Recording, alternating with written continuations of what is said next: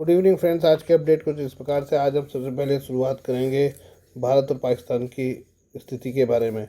पाकिस्तान लगातार दावे कर रहा है कि अगले कुछ घंटों में भारत हमला करने वाला है, जिससे दोनों देशों के बीच जंग शुरू होने की आशंका है। वहीं अब ईरान ने भारत और पाकिस्तान के बीच जंग को रोकने का बीड़ा उठाया है। ईरानी विदेश मंत्रालय के प्रवक्ता ने कहा कि ईरान के विदेश मंत्री अब्बास अरागाची ने इस हफ्ते भारत और पाकिस्तान की यात्रा करने की योजना बनाई है, जिसका मकसद क्षेत्रीय युद्ध रोकने के लिए ईरान का परामर्श शामिल है। ईरान ने पहलगाम आतंकी हमले के बाद दोनों देशों के बीच तनाव को कम करने के लिए मध्यस्थता की बात की थी। ईरानी विदेश मंत्रालय के प्रवक्ता इस्माइल बाघई ने शनिवार को प्रेस टीवी को बताया कि अरागाची उच्च पदस्थ पाकिस्तानी अधिकारियों के साथ परामर्श करने के लिए सोमवार को पाकिस्तान पहुंचेंगे। ईरानी विदेश मंत्रालय ने कहा कि विदेश मंत्री की यात्रा का मकसद द्विपक्षीय संबंधों को बढ़ाने और क्षेत्रीय संघर्ष को रोकने से संबंधित होगी।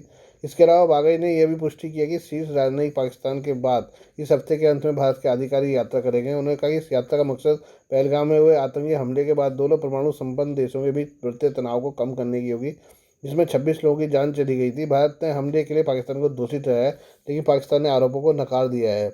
ईरान के राष्ट्रपति मसूद पेजिशियन ने 26 अप्रैल को भारतीय प्रधानमंत्री नरेंद्र मोदी को टेलीफोन किया था, जिसमें उन्होंने पहलगाम आतंकी हमले की निंदा की थी, आतंकवाद के खिलाफ संयुक्त लड़ाई की आवश्यकता पर बल दिया था।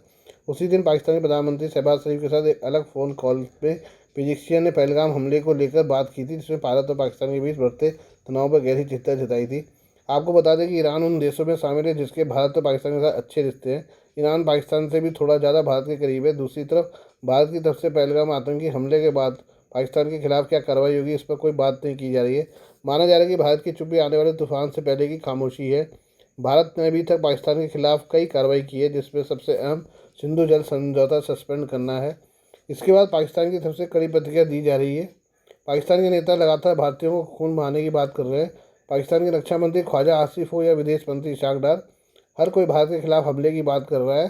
शनिवार को रूसी ब्रॉडकास्टर RT को दिए गए एक इंटरव्यू में बोलते हुए मॉस्को में पाकिस्तान के शीर्ष राजनयिक मोहम्मद खालिद जमाली ने भी भारत को धमकी देने की कोशिश की। उन्होंने कहा कि इस्लामाबाद के पास विश्वसनीय खुफिया जानकारी है कि जो बताती है कि भारत पाकिस्तानी क्षेत्र पर सैन्य हमले की योजना बना रहा है। मॉस्को में पाकिस्तान के राजदूत ने गिरर भपकी देते हुए कहा कि कुछ दस्तावेज लीक हुए हैं, जिनके मुताबिक पाकिस्तान के कुछ क्षेत्रों पर हमला करने का फैसला लिया गया है।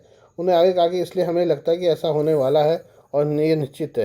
आइए अब बात करें इसराइल की। इसराइल के तेल अवीव एयरपोर्ट पर हुए मिसाइल हमले के बाद एयर इंडिया की एक फ़्लाइट को अबू धाबी डाइवर्ट कर दिया गया है। रिपोर्ट के मुताबिक राष्ट्रीय राजधानी दिल्ली से तेल अवीव जाने वाली एयर इंडिया की एक उड़ान को रविवार को अबू धाबी की ओर मोड़ दिया गया है। इजरायली शहर में बेन गुरियन हवाई अड्डे के पास मिसाइल हमले के बाद विमान के रास्ते को बदल दिया गया और अबू धाबी भेज दिया गया।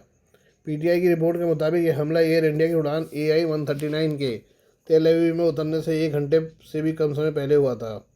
फ्लाइट ट्रैकिंग वेबसाइट flightradar24.com पर दी गई जानकारी में कहा गया कि विमान जॉर्डन के हवाई क्षेत्र में था जब इसे अबू धाबी की तरफ डाइवर्ट कर दिया गया। वेबसाइट के मुताबिक तेल अवीव से दिल्ली जाने वाली एयर इंडिया की उड़ान 5 और 6 मई को रद्द कर दी गई। फिलहाल एयर इंडिया की ओर से बयान का इंतजार है। इजरायली पुलिस ने आज एक बयान में कहा कि यमन से मिसाइल दागे जाने के बाद देश के मुख्य हवाई अड्डे तेल अवीव में हवाई यातायात को कुछ समय के लिए बंद कर दिया गया था। एसोसिएटेड प्रेस की रिपोर्ट के मुताबिक पुलिस ने कहा है कि अधिकारियों की तरफ से अंतिम तलाशी लेने के बाद हवाई अड्डे के आसपास विमान यातायात और अन्य गतिविधियां फिर से शुरू होने की उम्मीद है। मिसाइल दागे जाने के बाद हवाई अड्डे के पास से धुएं का गुबार उठता देखा गया। समाचार एजेंसी के मुताबिक मिसाइल हमले के बाद यात्रियों को चिल्लाते और छिपने के लिए भागते हुए देखा गया। वहीं रॉयटर्स ने बताया कि एक वरिष्ठ इजरायली पुलिस कमांडर यार हेट्रोजोनी ने पत्रकारों को मिसाइल हमले के बाद एयरपोर्ट पर बना एक गड्ढा दिखाया, जिसके बारे में हवाई अड्डे के अधिकारियों ने कहा कि यह टर्मिनल 3 पार्किंग स्थल के पास एक सड़क के किनारे गिरा था। इजरायली अधिकारियों ने कहा कि आप यहाँ हमारे ठीक पीछे देख सकते हैं कि मिसाइल हमले के बाद एक गड्ढा बन गया है, जिसका 10 मीटर का व्यास है। ये 10 मीटर गहरा है। उन्होंने कहा कि कोई महत्वपूर्ण क्षति नहीं हुई है। इसराइल के पैरामेडिक सेवा मैगन डेविड हेडोम ने कहा है कि 4 लोग हल्के रूप से घायल हुए हैं। एसोसिएटेड प्रेस की रिपोर्ट के मुताबिक गाजा में युद्ध के दौरान फिलिस्तीनियों के साथ एकजुटता दिखाते हुए इसराइल पर हमला करने वाले हूती विद्रोहियों ने एक वीडियो बयान में कहा है कि समूह ने हवाई अड्डे पर एक हाइपरसोनिक बैलिस्टिक मिसाइल दागी थी। आइए बात करें भारत पाकिस्तान की। पिछले महीने जम्मू कश्मीर के पहलगाम में हुए आतंकी हमले को लेकर भारत और पाकिस्तान के बीच तनाव बढ़ता ही जा रहा है। इस वजह से पड़ोसी मुल्क के राजनेताओं से लेकर नौकरशाहों तक की बेचैनी और बड़बोलापन दुनिया के सामने आ गया है। इसी बौखलाहट के क्रम में रूस में आर्थिक तंगी से जूझ रहे पाकिस्तान के राजदूत ने खुलेआम भारत को धमकी दी है। राजदूत ने कहा कि अगर नई दिल्ली अपने पड़ोसियों पर हमला करता है तो इस्लामाबाद परमाणु हथियारों सहित अपनी पूरी ताकत का इस्तेमाल करेगा। हालांकि वो शायद ये भूल गया कि उनका देश पाई पाई के लिए दुनिया भर के सामने हाथ फैला रहा है। उनकी खुद की आवाम आटे और पानी के लिए जद्दोजहद कर रही है। ऐसे में उन्हें वैश्विक नेता के तौर पर उभर रहे भारत के लिए कुछ भी बोलने से पहले कई बार सोचना चाहिए था। दूसरी मीडिया आरटी को दिए साक्षात्कार में राजदूत मोहम्मद खालिद जमाली ने दावा किया कि कुछ लीक हुए दस्तावेजों से पता चलता है कि भारत पाकिस्तान के कुछ इलाकों पर हमला करेगा। ऐसा होकर ही रहेगा। उन्होंने कहा, भारत के मीडिया उस तरफ से आने वाले गैर जिम्मेदार बयानों ने हमें ऐसा सोचने के लिए मजबूर किया है। कुछ अन्य लीक हुए दस्तावेज भी हैं जिनके मुताबिक पाकिस्तान के कुछ इलाकों पर हमला करने का फैसला किया गया है। इसलिए हमें लगता है कि ऐसा होने वाला है और यह होकर रहेगा। उन्होंने कहा, जब भारत और पाकिस्तान की बात आती है तो हम ताकत की इस बहस में शामिल नहीं होना चाहते। हम अपनी पूरी ताकत का इस्तेमाल करेंगे, यानी पारंपरिक और परमाणु दोनों तरफ की ताकत। दिवाली ने जोर देकर कहा कि पाकिस्तान के लोगों की ओर से समर्थित सशस्त्र बल पूरी ताकत से जवाब देंगे। दरअसल 22 अप्रैल को जम्मू कश्मीर के पहलगाम में बैसरन घाटी में पाकिस्तानी आतंकवादियों से पर्यटकों पर हमला किए जाने के बाद से पाकिस्तान को भारत की जवाबी कार्रवाई का डर सता रहा है। पाकिस्तान के मंत्री हनीफ अब्बासी ने खुले तौर पर भारत को परमाणु जवाबी कार्रवाई की धमकी दी है। उन्होंने गीदड़ फबकी देते हुए कहा कि पाकिस्तान के शस्त्रागार में गौरी, शाहीन और गजनवी मिसाइलों के साथ साथ 130 परमाणु हथियार हैं। इन्हें केवल भारत के लिए रखा गया है। अब्बासी ने कहा था कि अगर भारत सिंधु जल संधि को निलंबित करके पाकिस्तान की जल आपूर्ति को रोकने की हिम्मत करता है तो उसे पूरी तरह से युद्ध के लिए तैयार रहना चाहिए। बीते बुधवार को पाकिस्तान के अन्य मंत्री अताउल्ला तरार ने दावा किया था कि उनके देश को विश्वसनीय खुफिया जानकारी मिली कि भारत अगले 24 से 36 घंटों के भीतर सैन्य हमला कर सकता है। उन्होंने चेतावनी दी थी कि किसी भी आक्रामक कार्रवाई का निर्णायक जवाब दिया जाएगा। इससे पहले पाकिस्तान के रक्षा मंत्री ख्वाजा आसिफ ने कहा था कि भारत हमला होकर रहेगा। पाकिस्तान हाई अलर्ट पर है, लेकिन अपने परमाणु हथियारों का इस्तेमाल केवल तभी करेगा जब हमारे अस्तित्व को सीधा खतरा होगा। 22 अप्रैल को आतंकवादियों ने बैसरन घाटी में घूमने आए पर्यटकों को गोली मारकर निर्मम हत्या कर दी थी। इलाके को मिनी स्विट्जरलैंड कहा जाता है। यहाँ केवल पैदल या घोड़े पर बैठकर पहुंचा जा सकता है। इस प्रक्रिया में नेपाली नागरिक सहित 26 लोग मारे गए थे। आतंकवादियों ने गैर मुस्लिम पर्यटकों को निशाना बनाया था। उन्हें पर्यटकों से उनका धर्म और पहचान पूछकर गोली मारी थी।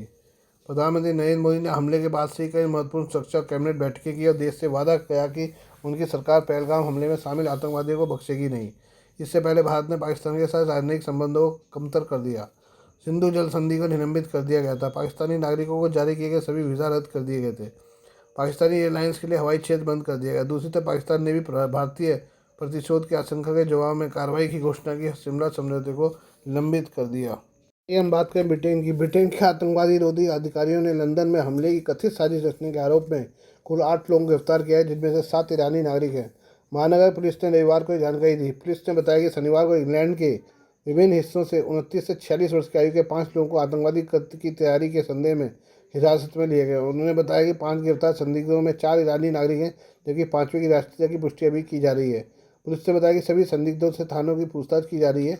उन पर फिलहाल कोई अभियोग नहीं लगाया गया है। उन्होंने बताया कि वे लंदन, उत्तर पश्चिमी इंग्लैंड के मैनचेस्टर और पश्चिम इंग्लैंड के स्विंडन में कई संपत्तियों की तलाशी ले रहे हैं। पुलिस ने कहा कि हमले की साजिश में एक ही स्थान को निशाना बनाने की योजना थी। हालांकि परिचालन कारणों से उस स्थान का नाम नहीं बताया जा रहा है। आतंकवाद विरोधी कमान के प्रमुख कमांडर डोमिनिक मर्फी ने बताया कि पुलिस अब भी मकसद का पता लगाने के लिए काम कर रही है। साथ ही यह भी पता लगाने की कोशिश की जा रही है कि क्या इससे जनता को कोई और खतरा हो सकता है। पुलिस ने बताया कि इसके अलावा 39, 44 और 55 वर्ष की आयु के 3 अन्य ईरानी पुरुषों को एक अलग मामले में राष्ट्रीय सुरक्षा अपराध के संदेह में लंदन से गिरफ्तार किया गया है। ब्रिटेन की गृह मंत्री यवेट कूपर ने कहा, सरकार देश को सुरक्षित रखने के लिए आवश्यक सभी कार्रवाई और सुरक्षा आकलन में सहायता के लिए पुलिस और खुफिया एजेंसियों के साथ मिलकर काम करना जारी रखे हुए है। Please do like, share and subscribe this channel of my news, views and analysis by Prakash.